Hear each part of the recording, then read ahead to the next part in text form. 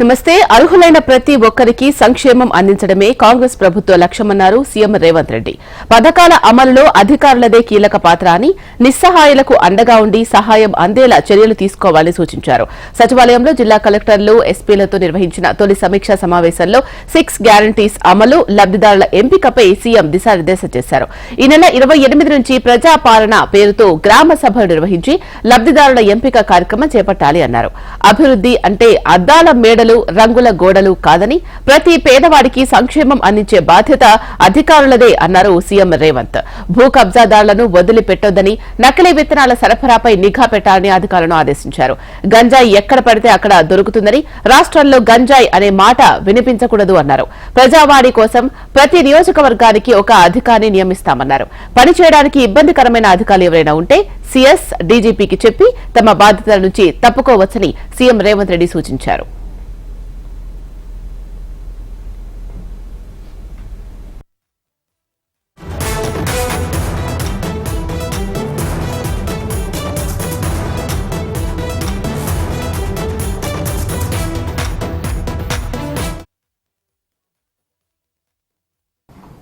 ప్రభుత్వం ప్రజలకు ఇచ్చిన హామీలు, తీసుకున్న నిర్ణయాలు అమలు జరగాలంటే అధికారులు, ప్రజాప్రతినిధులు జోడెద్దులాగా పనిచేయాలి. అప్పుడే అనుకున్న లక్ష్యం దిశగా మనం ప్రయాణం చేయడానికి అవకాశం ఉంటుంది. సచివాలయంలో ఏ నిర్ణయం జరిగిన క్షేత్రస్థాయిలో అమలు చేయాల్సిన బాధ్యత ఒక పక్కన కలెక్టర్స్ అయితే ఇంకొక పక్కన పోలీసు అధికారులు. సో ప్రత్యక్షంగా ప్రజలతో సంబంధాలు ఉండాల్సిన వాళ్ళు, ఉండేవాళ్ళు జిల్లా కలెక్టర్లు, జిల్లా ఎస్పీలు అండ్ కమిషనర్స్. అందుకే ఈరోజు ప్రజాపాలన పేరు మీద గ్రామ సభలు నిర్వహించి నిజమైన లబ్ధిదారులను గుర్తించి నిస్సహాయులకు సహాయాన్ని అందించాలని, అదేవిధంగా అర్హత ఉన్న వాళ్ళకి అవకాశాలు కల్పించాలన్న ఆలోచనతోటి ఈ కార్యక్రమాన్ని మా ప్రభుత్వం చేపట్టడం జరిగింది. పౌరుల నైతికాభివృద్ధి నిజమైన దేశాభివృద్ధి. అంటే అద్దాల మేడలు కట్టో, రంగుల గోడలు చూపించో అభివృద్ధి జరిగింది అని ఎవరైనా భ్రమపడితే తద్వారా పేద ప్రజలకు ఎలాంటి ప్రయోజనం లేదు.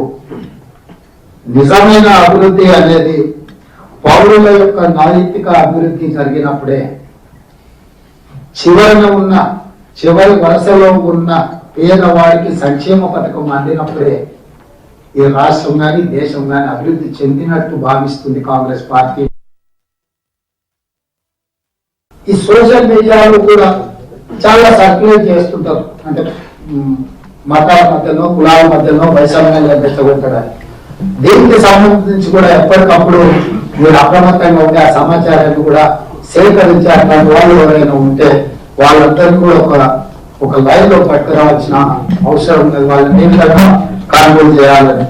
ఫైనల్ గా 2 టీంల మండలాలను 2 టీంలు, ఒక టీంకు ఎంఆర్ఓ గారు, ఇంకొక టీంకు ఎంపీడీఓ గారు బాధ్యత తీసుకుంటారు. అదేవిధంగా శాసనసభ నియోజకవర్గానికి ఒక స్పెషల్ ఆఫీసర్లు డెప్యూట్ చేస్తుంది ప్రజాపాలన కోసం.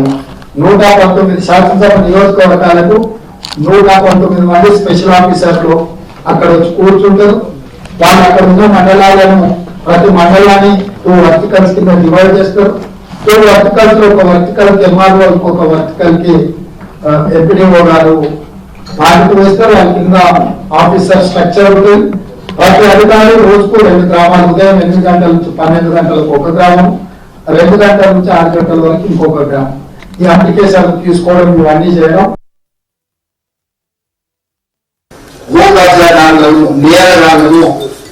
డ్రగ్స్ మాఫియా ఈరోజు ఉద్యమ నేపథ్యంలో తెలంగాణ రాష్ట్రంలో ఈరోజు చిన్న పట్టణాలలో కూడా గంజాయి ఎక్కడ పడితే అక్కడ దొరుకుతుంది. జూనియర్ కాలేజీలో, స్కూల్స్ లో కూడా ఈ రోజు ఇట్లాంటి మత్తు పదార్థాలు అందుబాటులోకి వచ్చినాయి. ఈ రోజు మన కళ్ళ ముందు కుప్పకూలిపోయిన పంజాబ్ రాష్ట్రం మన కళ్ళ ముందు కనిపిస్తుంది. తెలంగాణ వేగవంతంగా పంజాబ్ లాంటి పరిణామాల వైపు వేగంగా ప్రయాణిస్తుంది. దీన్ని నిషేధించి నిర్మూలించాల్సిన బాధ్యత మా పోలీస్ అధికారులదే, నార్మల్ పీపుల్.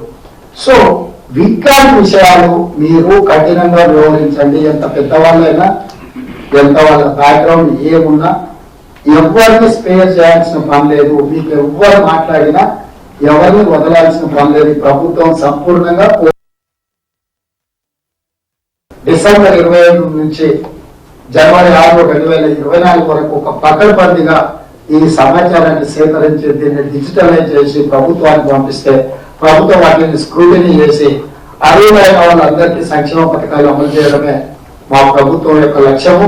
ఈ అభయహస్తంలో పొందుపరిచిన 6 గ్యారెంటీలను ప్రజలకు చేరవేయడానికి మీరే మా సాధకులు. మీ మీద ఈ ప్రభుత్వం ఈ గురుతరమైన బాధ్యతను పెడుతుంది. సచివాలయం నుంచి ఈ మంత్రివర్గం నుంచి మేము పాలసీ డాక్యుమెంట్ మాత్రమే అప్రూవల్ ఇస్తాం. ఎగ్జిక్యూషన్ అంతా మీరే బాధ్యత. ఆ ఎగ్జిక్యూట్ చేసే క్రమంలో ఇక్కడ ఉన్న అధికారులకు నా సూచన, ఎవరికైనా ఈ విధంగా పనిచేయాలని ఏదైనా ఇబ్బంది అనిపిస్తే మీరు చీఫ్ సెక్రటరీ గారు కానీ పోలీస్ డిపార్ట్మెంట్ లో డీజీపీ గారు కానీ మీరు ఒకవేళ ఈ విధానంలో పనిచేయడానికి మీకు ఏమైనా ఇబ్బంది కలిగిస్తే మీరు కోరుకుంటే తప్పకుండా మిమ్మల్ని అక్కడి నుంచి ఇంకొక ప్లేస్ కి ట్రాన్స్ఫర్ చేయడానికి, మీరు అక్కడి నుంచి మీ బాధ్యతల నుంచి మార్చడానికి ప్రభుత్వానికి ఎలాంటి అభ్యంతరం లేదు.